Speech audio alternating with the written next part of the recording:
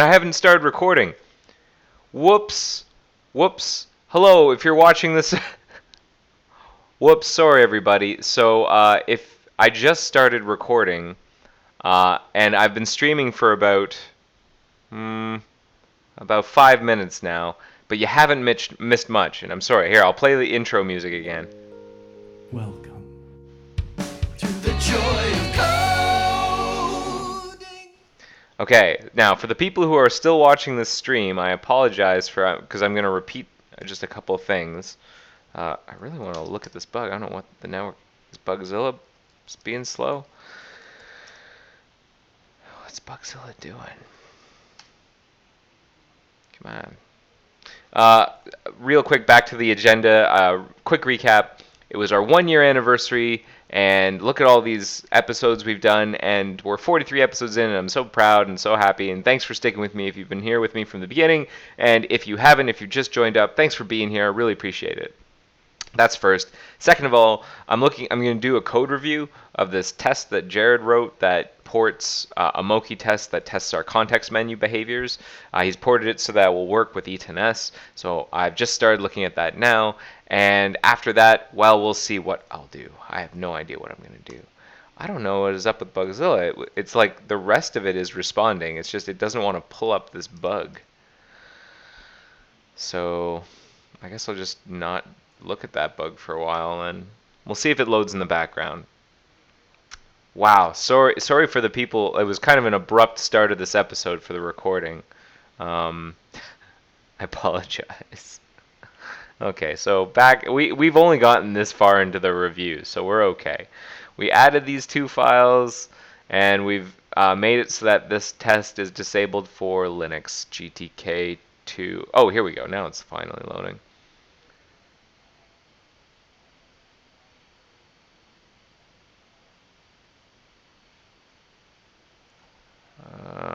Okay. This was a very flaky test, and it was disabled. Like, look how often it failed. So it was disabled due to being extremely flaky. Alright. Well, maybe someday it'll be better. But for now, it's flaky. Let's take a look at what this test does. So first, Jared has us use strict mode, which is great. Then we add some globals.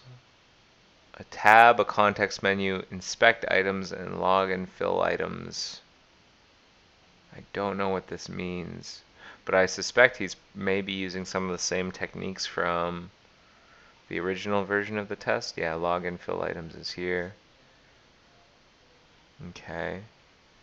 I am always weird about globals, especially in these tests. Keeping state around. It's tricky. Can add bugs. Okay, so what does the first thing do? I don't even know what these things up here are, but what does this first thing do? This first thing doesn't even use tab. I don't know what tab is being used for, or context menu.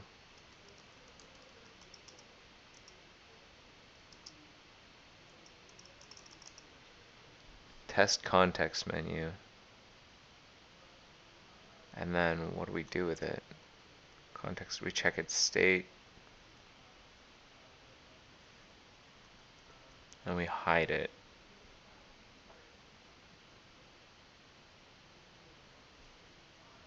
I don't know if there's a good reason to have this be a global.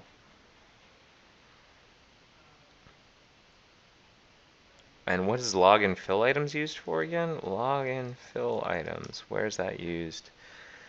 Concat log and fill items. Okay, so that's just like a constant that a couple of tests might use. So this maybe should be a const. This be const.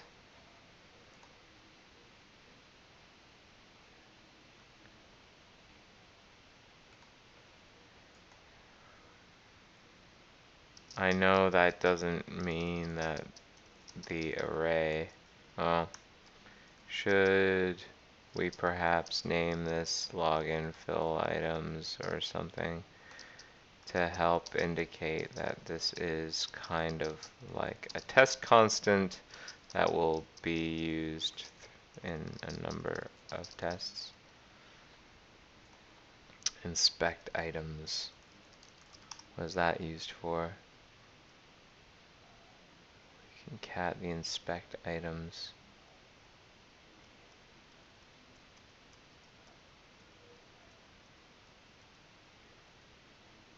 What is inspect items?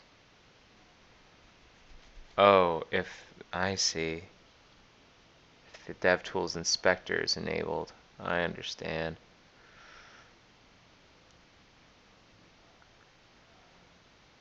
Login fill items. Oh boy. Do these really need to be global? Okay, we'll see. Maybe I'll be able to answer that question myself as I go through these tests. So, the first test. We set up. Oh boy. Okay, so this is a URL we're putting together, and we're going to load a tab at that URL, so that's where tab goes. And then we load a subscript, context menu common. So, okay, we load that subscript, and then we run a content task, and what it's going to do is it's going to look for the iframe video, a video in an iframe. It's going to pause the video and then wait for the video to be paused. Okay, and that's setting up the test. Okay, that sets the stage. I don't know if tab is necessary. Can't we use selected tab?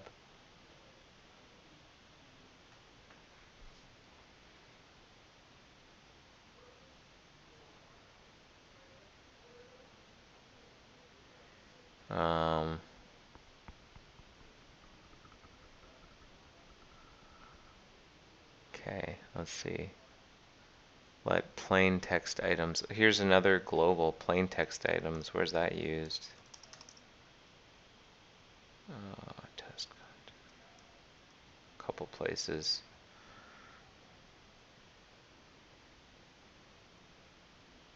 Weirds me out.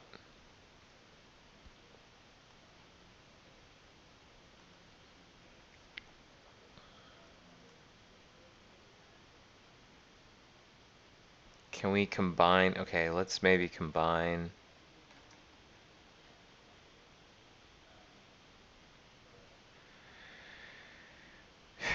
Now, I don't want to make him do a bunch of stuff that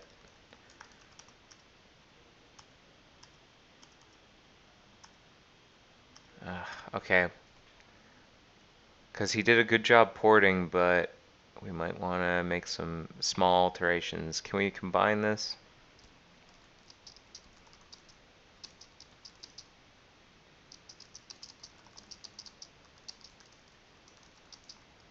Don't have to keep plain text items around in the global scope. Okay. And the way this test works is it'll run this thing called test context menu. Now, what is that? Whoops, didn't mean to open a tab. Where is test context menu? I have a feeling it's in one of these utility functions. Context menu common.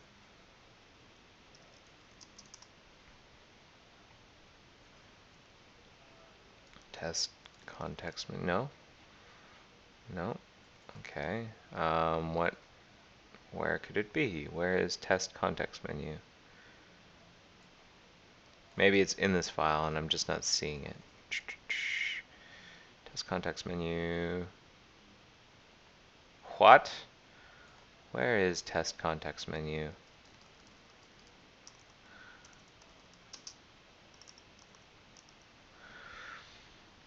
We'll need to add this to the test context menu function as a post context menu function.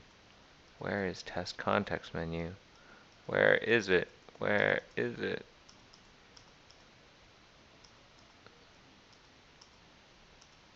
Where is test context menu? I don't know.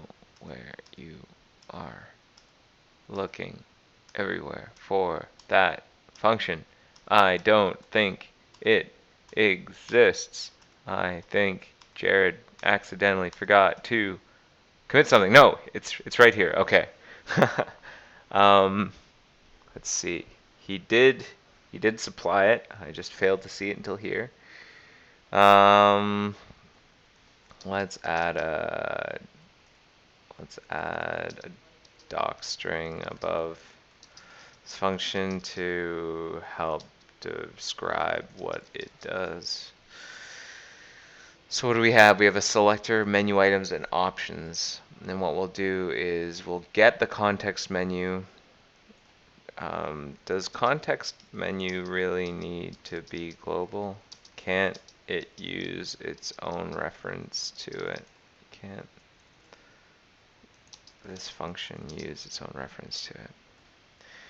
So we get the context menu. Oh, also missing a semicolon. Missing semicolon.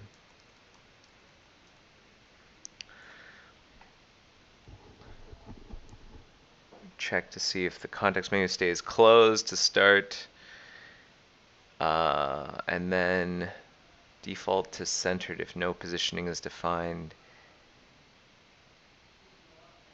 Then we do a content task. We spawn.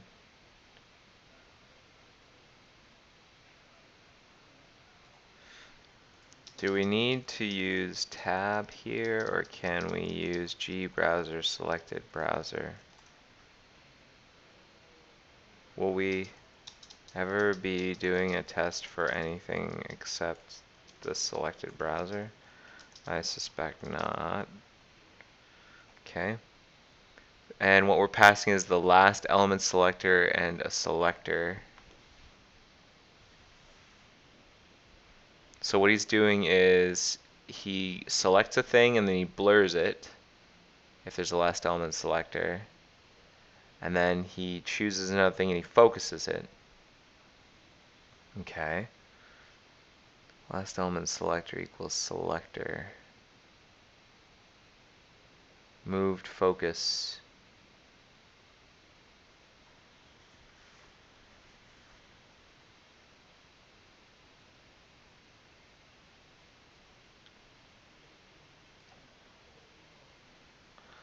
Won't focusing this element automatically cause a blur on anything that was previously focused?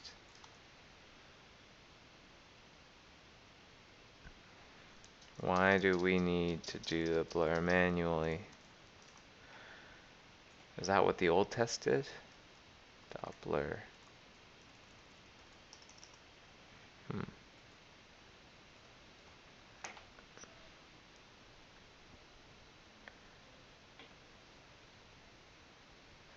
Move focus to last.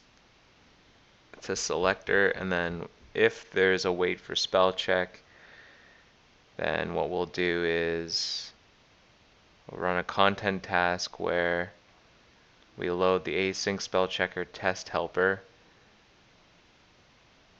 and then we will resolve on spell check. There's this function. Okay, that's handy. If options pre-check context menu function, then we'll do that. And then we await pop-up shown. So we'll wait for the event. And then we'll synthesize the mouse to create the context menu. Right. And we'll wait for it to show. Then the pop-up is shown. And then if we have menu items, then we'll do the check context menu bit. So I guess we'll check to see whether or not the menu items match what we expect. Then we'll do any kind of post check context menu function. And then we'll hide the pop-up and wait for it to hide. Okay. Okay, that seems pretty okay. I had a couple questions in there.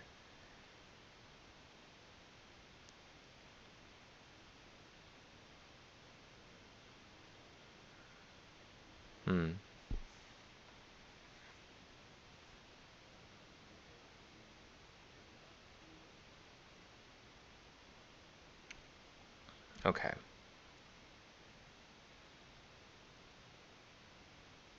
So what this will do then is cause us to right click on test link and do all these things. Okay.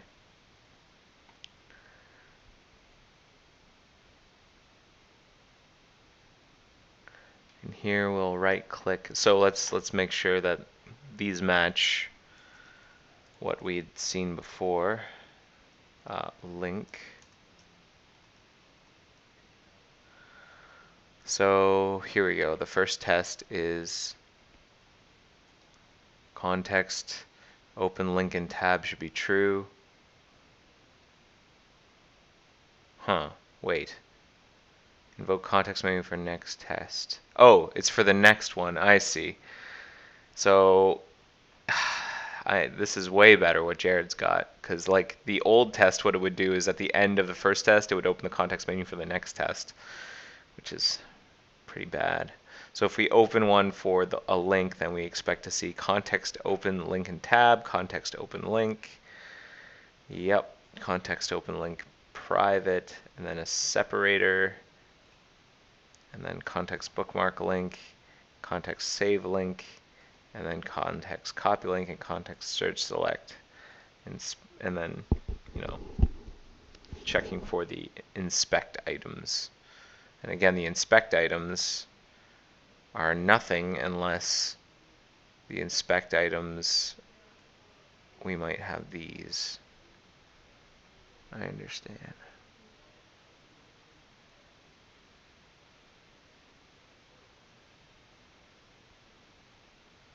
Do we ever do anything except put the inspect items at the end?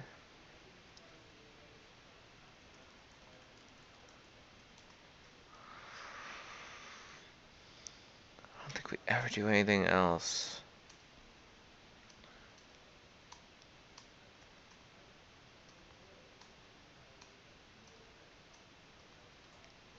Okay, I think we can make this a little cleaner. I suspect we can simplify the dev tools inspector enabled case by just checking for the separator and context inspect items in. Oh, I guess maybe there's some cases where there aren't any inspect items. Let's see. Are they always around? I'm seeing them so far. Inspect items, inspect items, inspect items, inspect items, inspect items. Yep, here.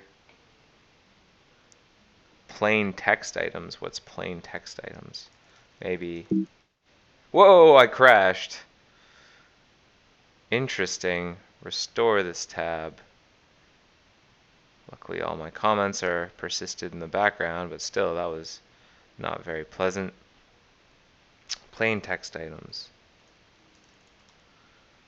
Also has inspect items. Inspect items, inspect items. Test copy link command. Test page menu has inspect items. I'm reasonably certain that we can. It seems to me that we're using these inspect items all over the place when checking the context menu. Can't we just add alter, what's the function, test context menu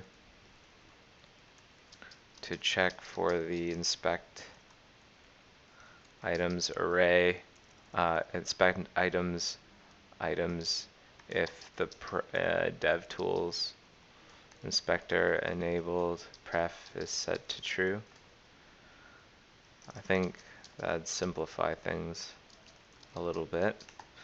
Okay, save. Part of me is wondering about that crash we just saw. I'm curious. So I'm going to bring up the crash report. Oh, I'd seen this earlier. Yes. Crash when using find in page. I've been seeing this as well. Or a couple of people have been seeing this. I hit this twice today. Yeah. Using find in page.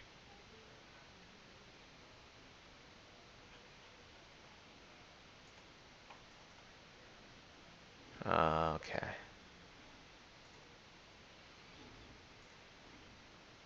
Well, we'll look into that later. So what else can I recommend here? So this looks fine, except I think we might want to get rid of inspect items. Test mail to.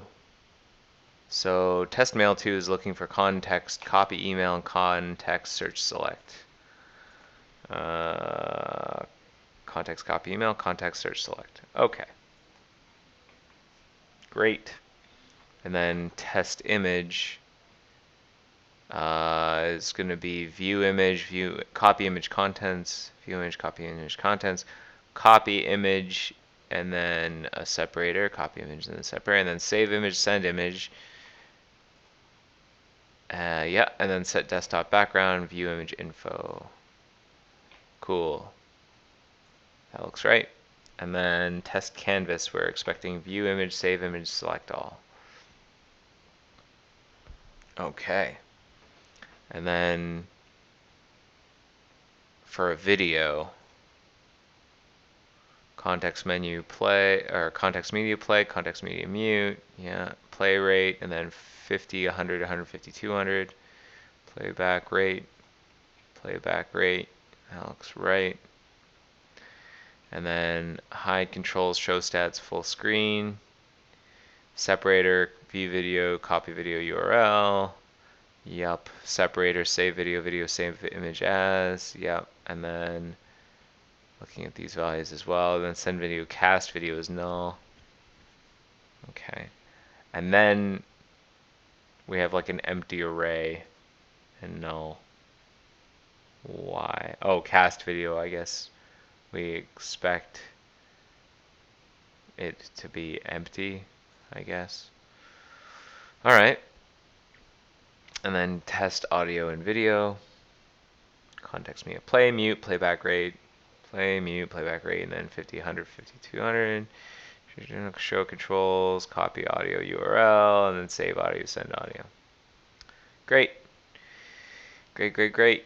Oh, it's going to be a lot of this. Oh man, back and forth. You know what? I'm going to tear this out. I'm going to do this side by side so I don't have to like keep flipping tabs. Test video bad. That's the one. Wait. No, hold on. We had done, what had we done? Test video okay. That was up here. Okay, so we're matched here. Now we did this one. I believe we did this one. No, now we're doing this one.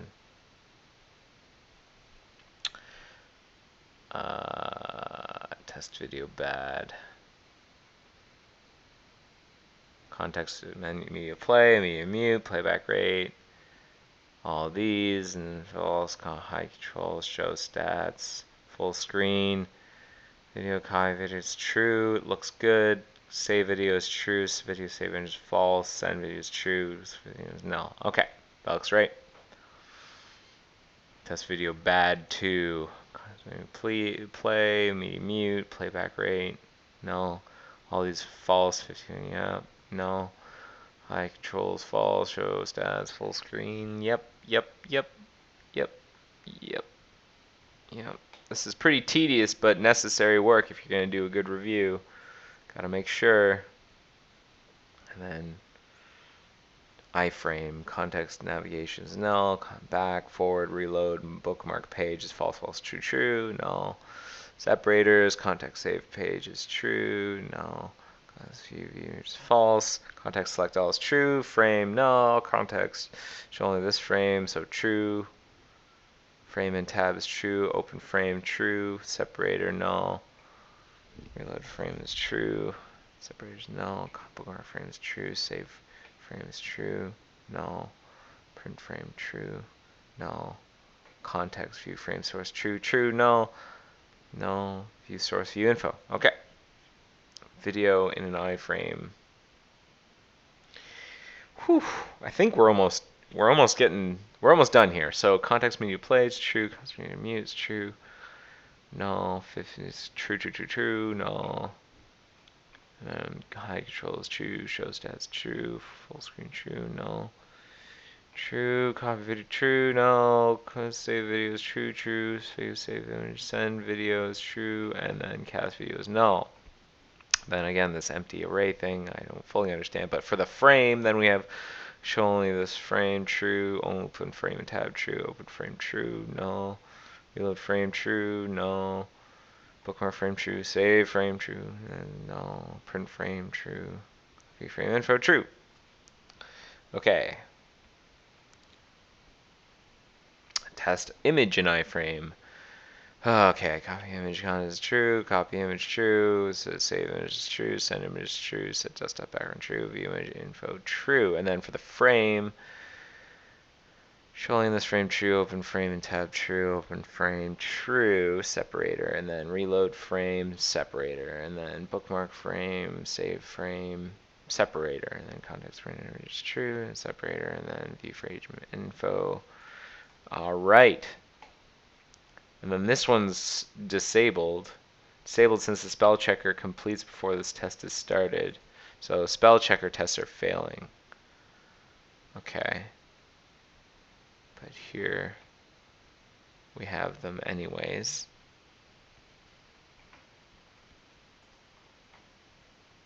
Is that how to do works? What the? How can we jump to the top?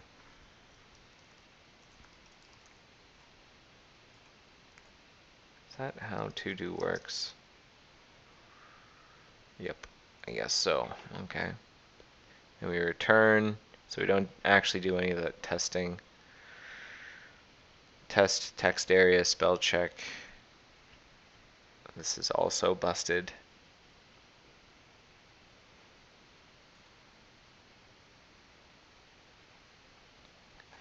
Can you please file bugs to get these enabled?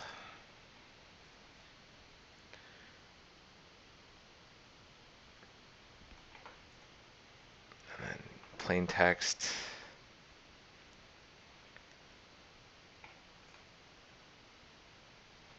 These.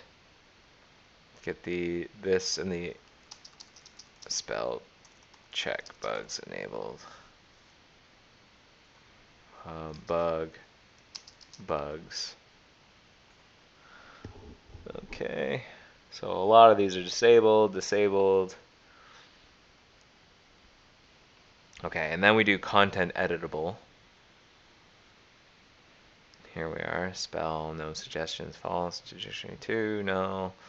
Let's do false, separator, null, cut, true, copy, true, paste, null, because we ignore the clipboard state, and then we context delete, it's false. Select all is true, separator null, and then true on check enable dictionaries, and the spell check dictionaries in the US, then separator and spell add dictionaries is true, null. Okay. And then when we right click on a link, okay, this one's a little more interesting. So we open the link, and then there's this like post check context menu function. So we don't actually check to the contents of the we don't actually check the contents of the context menu, but what we do is we get the command dispatcher, we get the controller, we say do the copying of the link. This way, check the clipboards to paste the contents into a text box. So input, get the test input, then we focus it, input value equals nothing, and then we do command paste, and then we check to see if the value is what we expect. Fair enough. That's fine. And then page menu. Null, back, forward, reload, context bookmark page, true, null.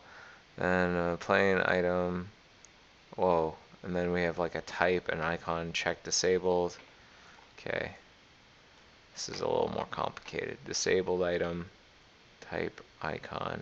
I don't know what the plus symbol means either. There's like a DSL, there's like a little language here. Item with text context. It says checked as false, disabled as false, and a separator, then a checkbox. Okay.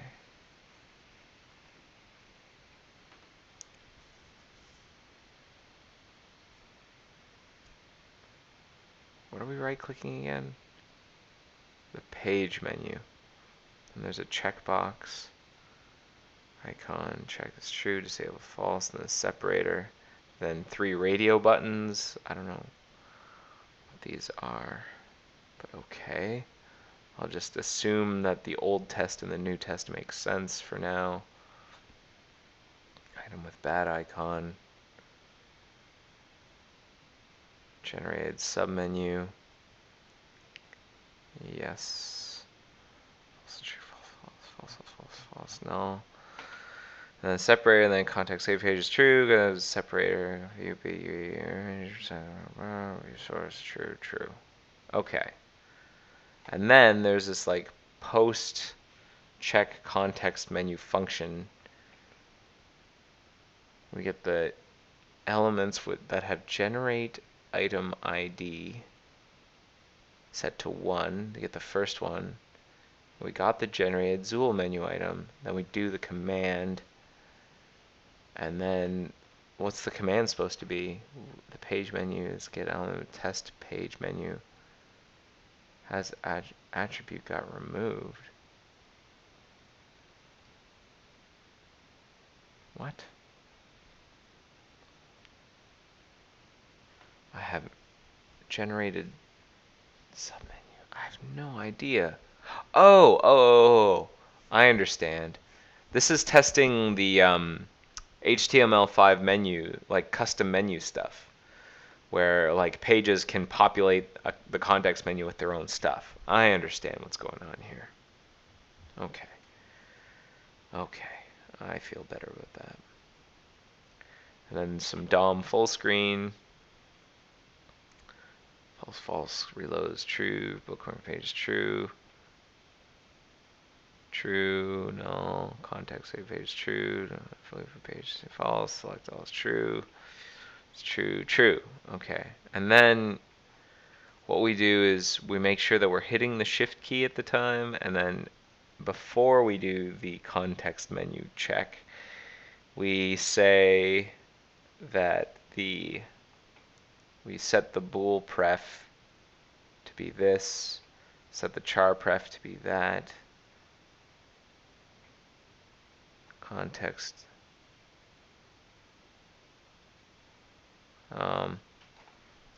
If you use, so I'm pretty sure there's like a helper function in here, head.js, push prefs, if you use push prefs. Instead, I don't think you have to worry about cleaning up, reverting your prefs later. Push prefs from head.js instead. And then what do we do in here? We make sure that we're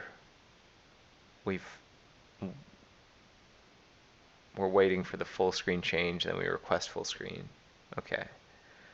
And then what we do is we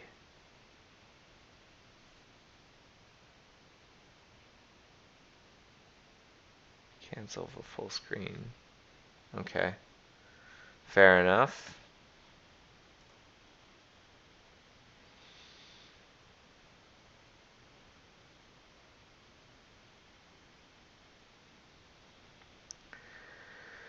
Context menu for element with the sign. How close are we?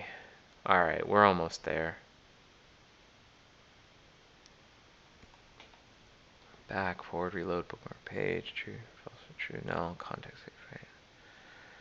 View background image false. Select all true. This can't be very entertaining for you, I would imagine. I apologize. We open with shift key.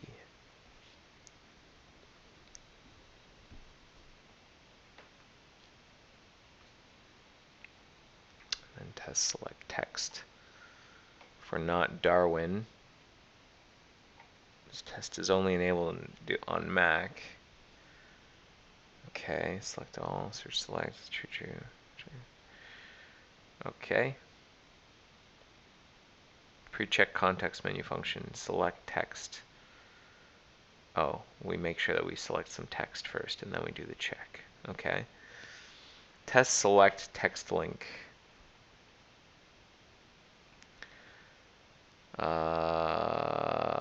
Again, we make sure that if we're not Darwin, we bail out, and then we concurrent true, open link and tab true, open link true, open link private true, separator, bookmark, link true, save link true, copy true, select all true, root badoot do, and then before we do the check, we actually select the text. And then afterwards, we will remove all ranges, so we will unselect. Okay.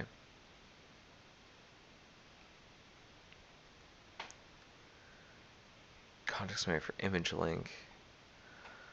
Private true. Image true, image true. True. Okay. And then the select input text. Undo, copy, cut, copy, paste, delete. So it's true, null, true.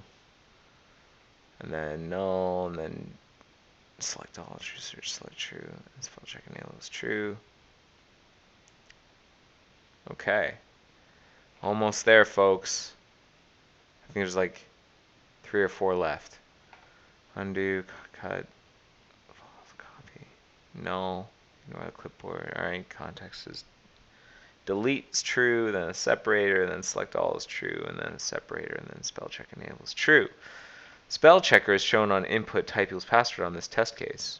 Okay. And then spell dictionaries is, and then we have the US dictionary and some add dictionaries. Okay. And then before we do it, what we do is we remove all ranges. Why would we need to do?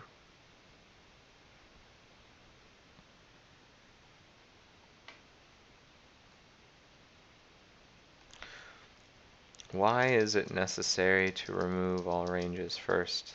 Don't we expect to have no selected ranges at this time?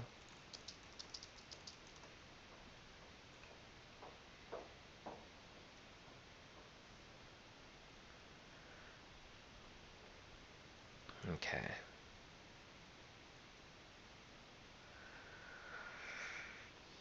Test click to play blocked plugin. No, back, forward, false, and then reload is true, bookmark change is true, and then click to play is true, click to play HUD is true, save page is true, view background image is false, select all is true, view source is true, true, okay. And what we do is we set the test plugin enabled state to, okay, click to play, and then set to enabled.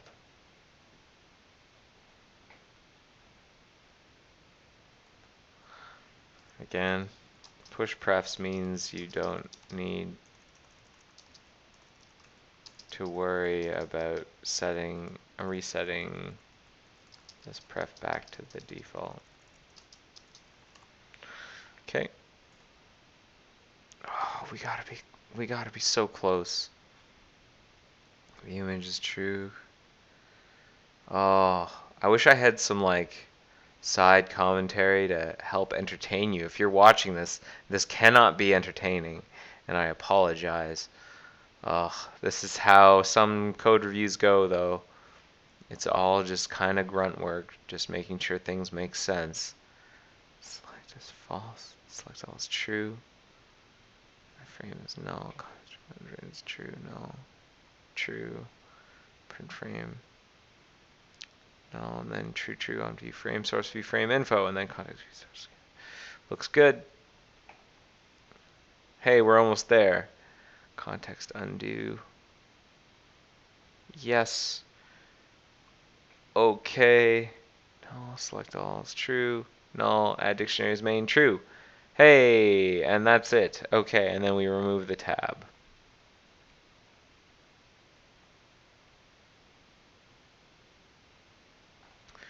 Okay, and then select text. What it'll do is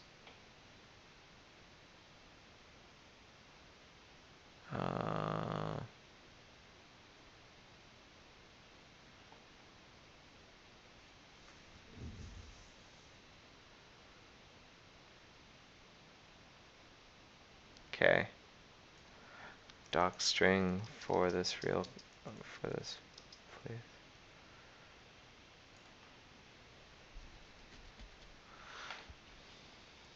Okay, here's what I'm going to say about this test.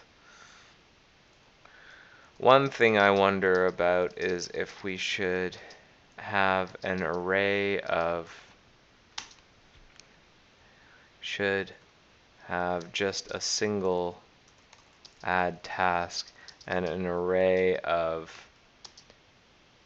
test context menu test object things that the single add task can iterate to run. That way you don't need so many globals, and you can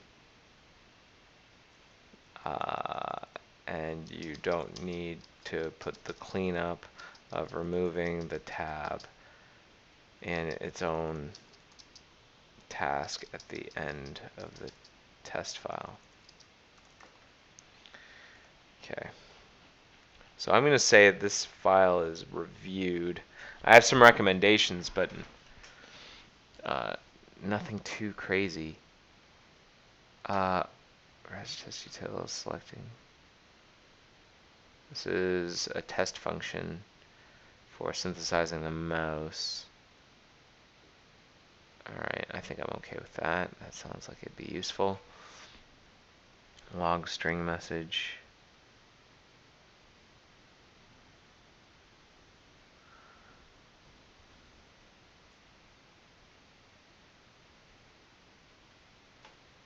Do you mean, I'll just double check. Do you mean to keep this around? Just double checking. Do you mean to keep this around? So that looks fine. This looks fine. This file looks fine. More or less. Okay. So I'm more or less happy with this. So here's what I'm going to say. Here's my final judgment. Hey Jared, this looks good, especially because I can tell it was probably a pain in the butt to convert. I have some recommendations on ways we can get rid of some global variables in the test scope and some other minor notes, but I don't think it should block landing and enabling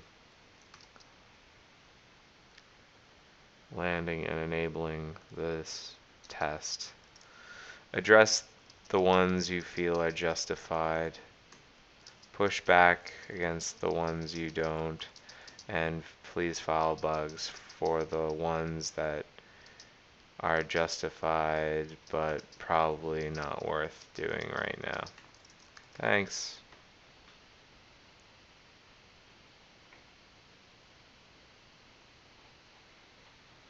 Okay. Ship it. Publish.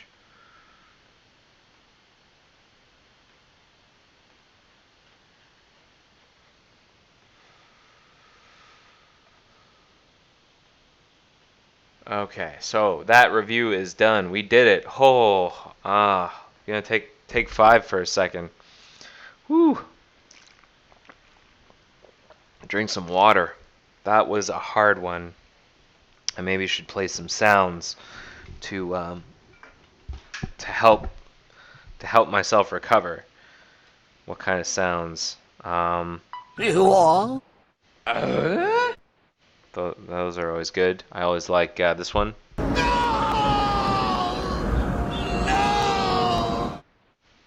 That's right. Here we go! All right, I am recharged.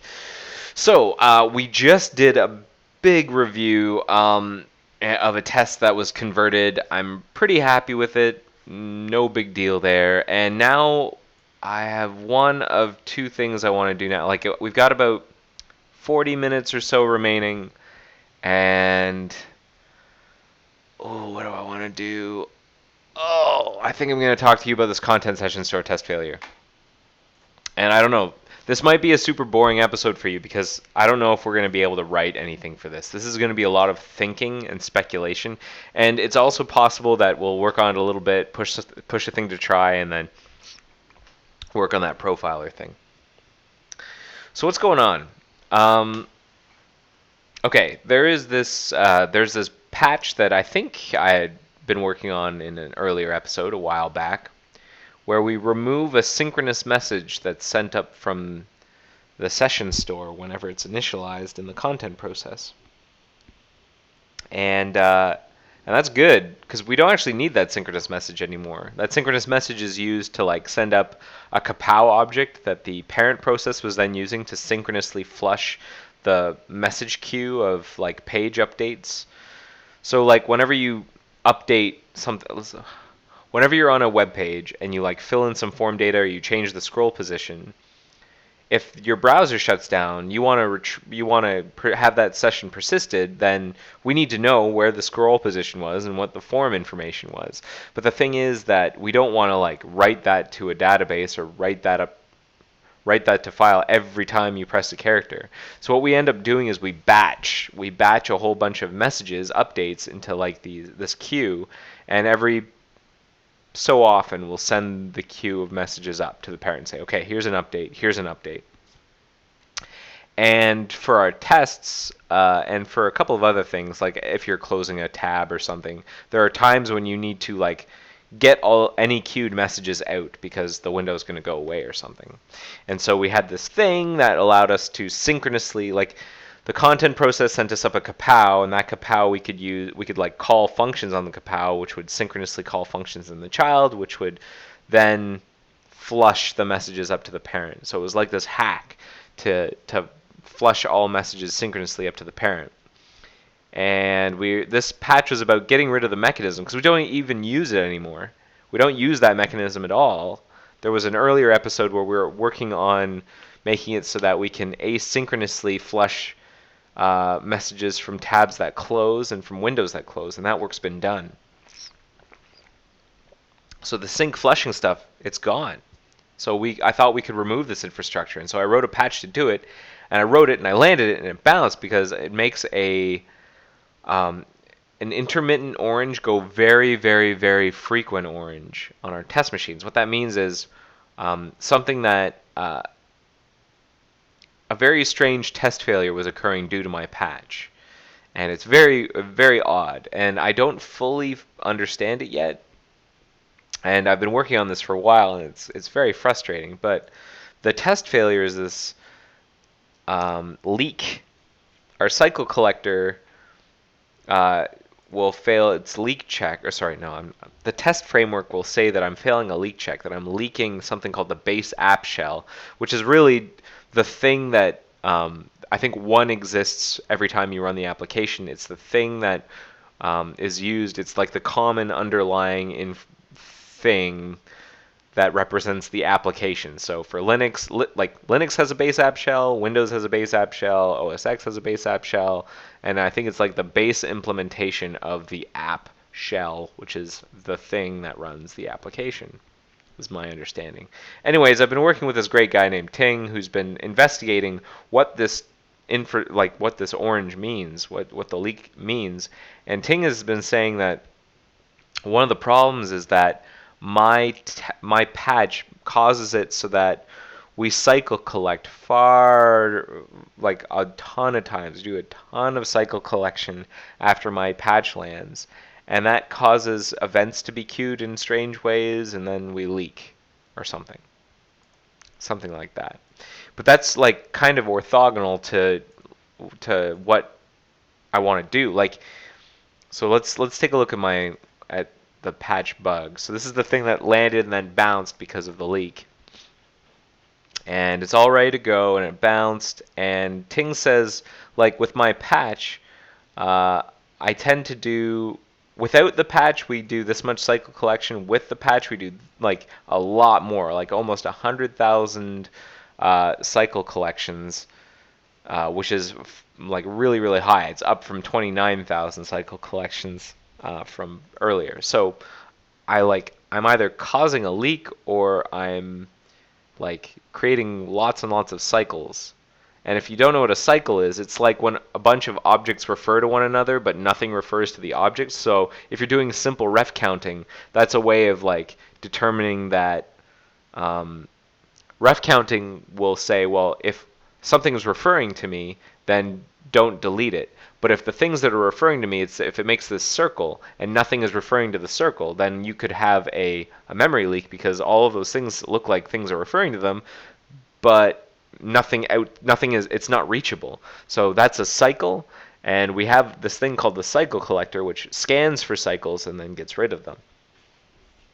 So the idea, I think, is that I'm starting to create cycles with this patch somehow, and I don't know why, and I've been trying to figure it out. It's very, very difficult, and I swear a lot while I'm working on this one. And what I ended up doing to try and break this down is I took my patch, because it was not clear. I don't know why I'm creating cycles, but I took my patch and I broke it up into 5 distinct chunks, and I landed the first chunk. Here's the first chunk, and I landed it on try, and I ran the test, and it was all green. So that was good. Then I ran the second chunk, and that one showed the orange, saying I have the leak. So I knew that something about the second patch, the second chunk, contributes to the leak. And so I broke that second chunk down into individual chunks. Here's the first chunk, which is fine, but the second chunk of that second chunk causes the problem. And what is this second chunk? I mean, what are we doing? What could be causing this leak? It's so annoying because this is mostly dead code I'm removing. I don't get it. Maybe you'll see it and I won't, and you can tell me in IRC. If you're hanging around in live hacking, I'd love to hear from you if you can see where the cycle is. But like, set up sync handler is the message that comes up from the child whenever we want that kapow. And I'm pretty sure that in a later patch,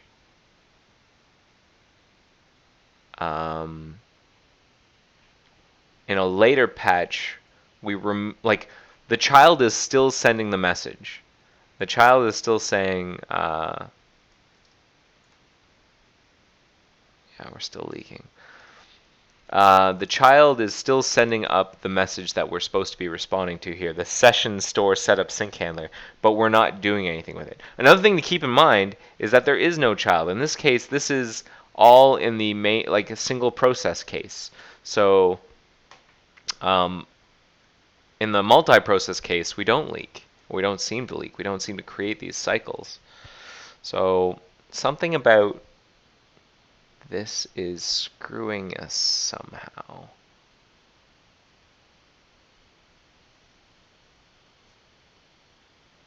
Because we used to have this like weak map of sync handlers.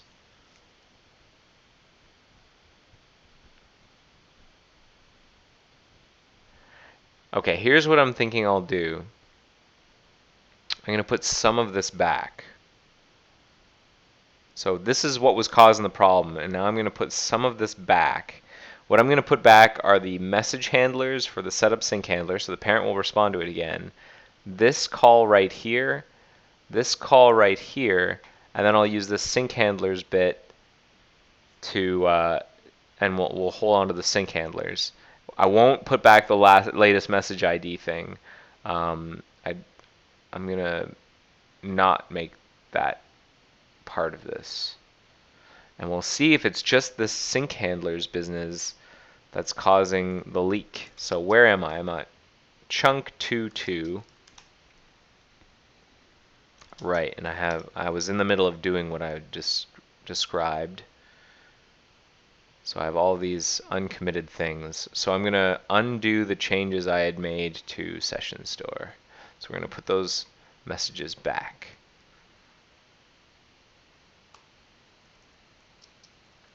So essentially what I'm saying is we're just going to remove latest message ID and the handling of latest message ID.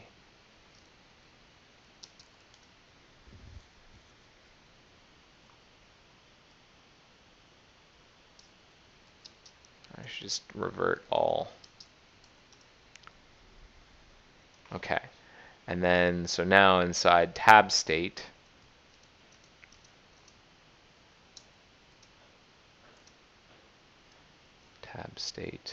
here it is. What I'm going to do now,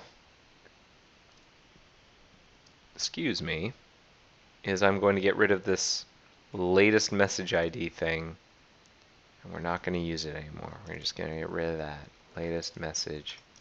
Yeah, nothing uses it. And so now we're holding on to these sync handlers.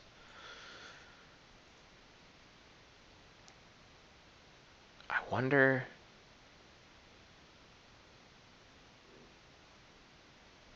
yeah, I have no idea. So we're still going to call this. We're still going to call this. Yep. And we're going to see if this fixes the leak. If it does, then we know that the things that we've put back, which are the sync handler thing, that's what's contributing to all of this business. All right, push to try. What was it that I wanted to push to try? This is the syntax. So what we're doing is remove latest message ID. That's the experiment.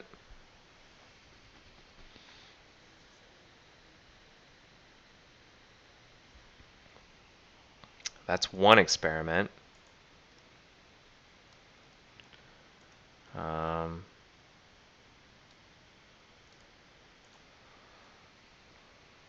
Culprit. All right, so then remove latest message ID.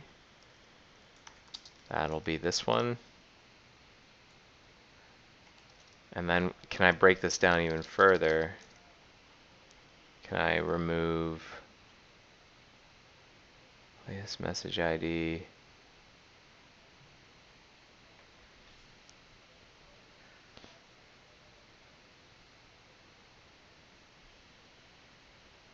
Can I just like make the setup sync handlers thing a no op? So sync handlers. If I make sync handlers a no op,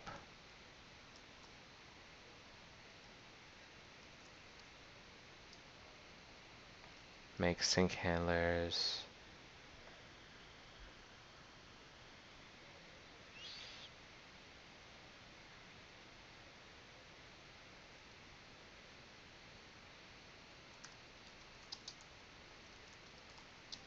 make set sync handlers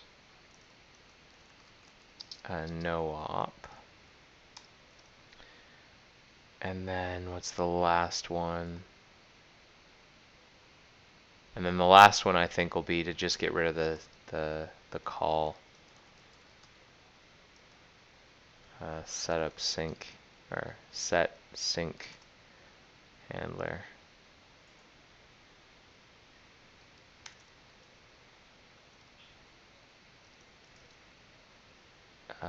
make sync handler a no op, and then don't respond to setup sync handler message. So hopefully I'll have some answers for this afternoon. This has been very frustrating. It's been a couple days now. I really would like to have this solved. You know what I should do though? I should make sure that these are like valid changes that I'm making, that I'm not like accidentally creating breakage. So I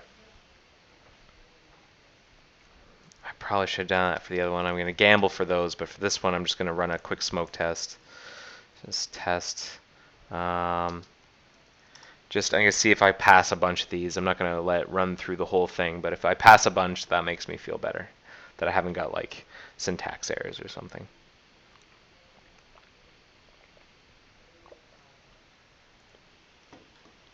Okay, this looks good. Alright, quit. And then now for this last bit, don't respond to the setup sync handler.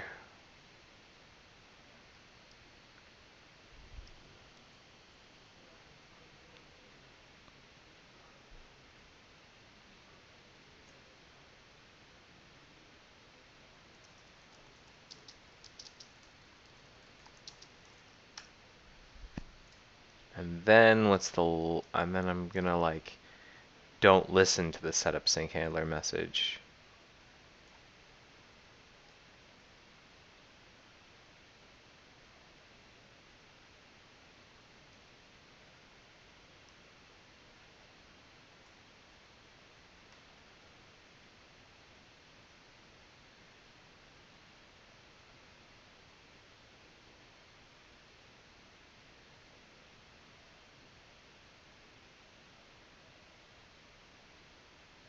No epic messages. What does that mean?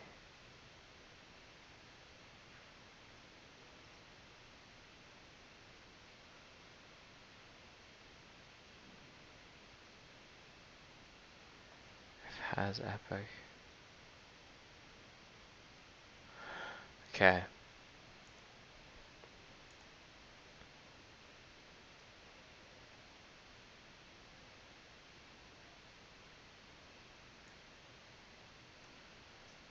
Can get rid of this as well.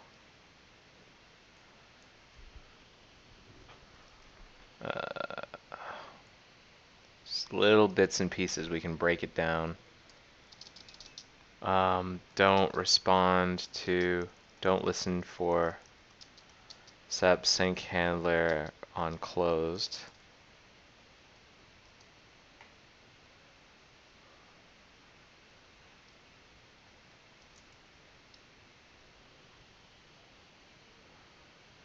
Don't listen for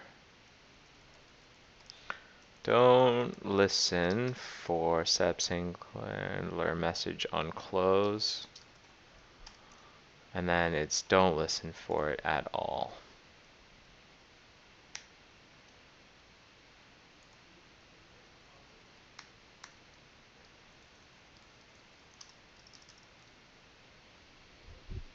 Oh wait, you know what? I shouldn't have saved it. No, shoot, kill. I shouldn't have saved it because I wasn't done yet. I wasn't done committing. So save this, then push that to try. Wait until it's done, and then do the next. Don't be so impatient.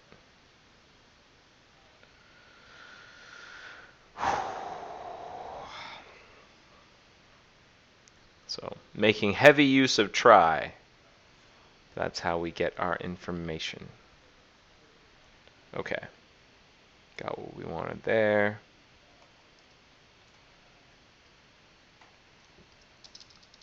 Don't listen for setup sync handler at all.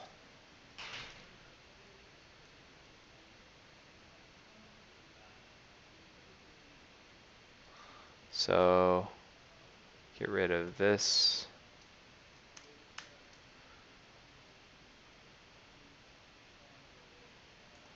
And this.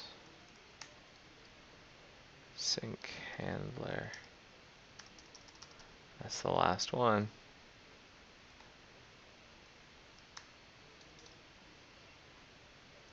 Don't listen for sub sync handler message at all, and this one should definitely fail.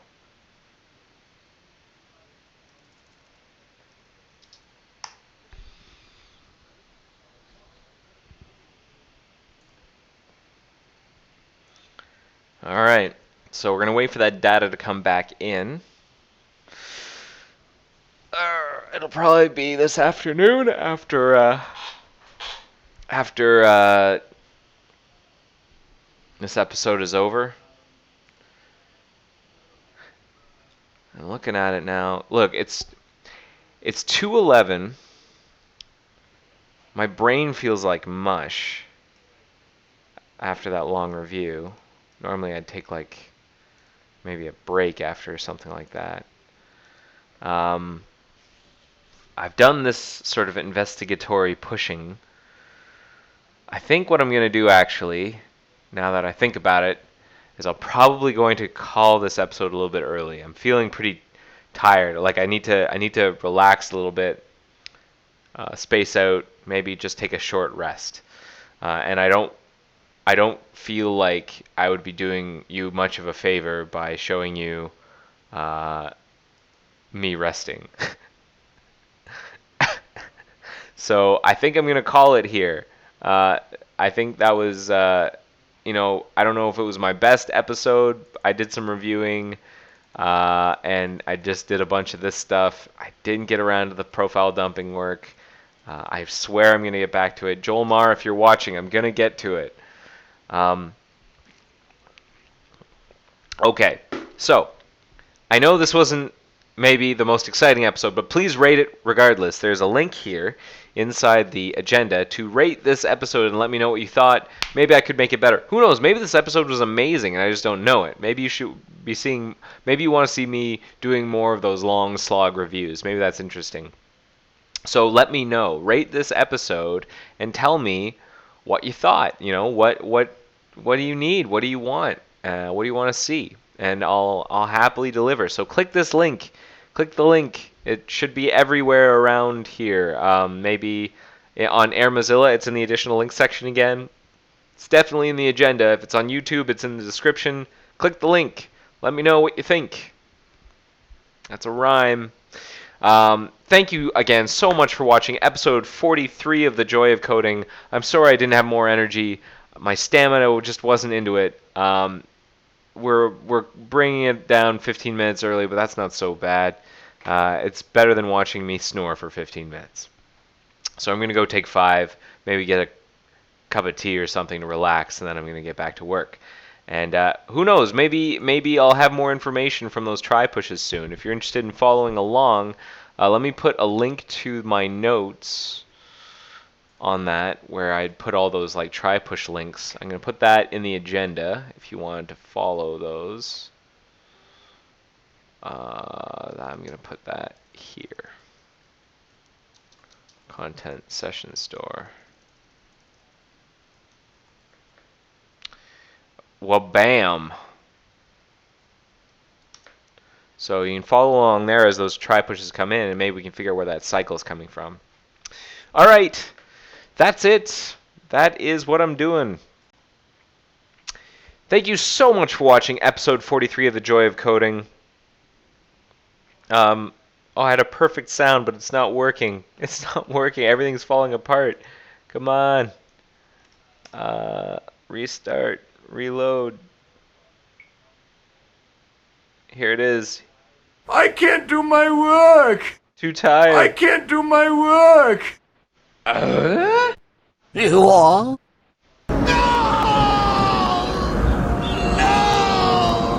Too wiped out. I'm going to take a short, I'm going to go get a cup of tea, something to jumpstart my brain. I'm going to get back to work. And I'm so sorry I couldn't stretch this episode out to as long as it is supposed to be. Thank you again so much for watching The Joy of Coding. Please rate this episode and let me know what you thought. And I will see you next week with full energy. Take care. Bye-bye. The joy of coding. See ya.